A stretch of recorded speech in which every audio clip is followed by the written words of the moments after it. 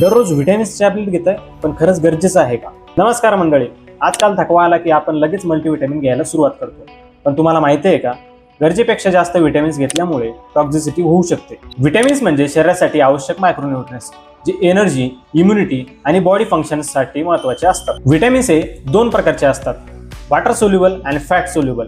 Water soluble जे शरीरात साठत नाही, जसे की vitamin B and vitamin C.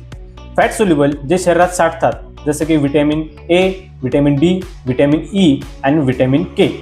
Vitamins आपल्याला नैसर्गिकरित्या अन्नातून देखील मिळतात. तुम्ही स्क्रीनवर हा चार्ट बघू शकता. सप्लिमेंट म्हणजे हेच व्हिटॅमिन्स बाहेरून टॅबलेट किंवा कॅप्सूलच्या फॉर्ममध्ये घेणे. लक्षात ठेवा, सप्लिमेंट हे जेवणाला पर्याय नसून फक्त एक सपोर्ट आहे. हे सर्व टाळण्यासाठी बॅलन्स डाएट ठेवा. व्हिटॅमिन डिफिशियन्सी असेल तरच व्हिटॅमिन सप्लिमेंट घ्या. विनाकारण व्हिटॅमिन सप्लिमेंट घेऊ नका, कारण योग्य माहितीच आपल्याला आणि आपल्या कुटुंबाला सुरक्षित ठेवू शकते. अशाच माहितीपूर्ण व्हिडिओसाठी आत्ताच फॉलो करा द फार्मासिस्ट टॉक.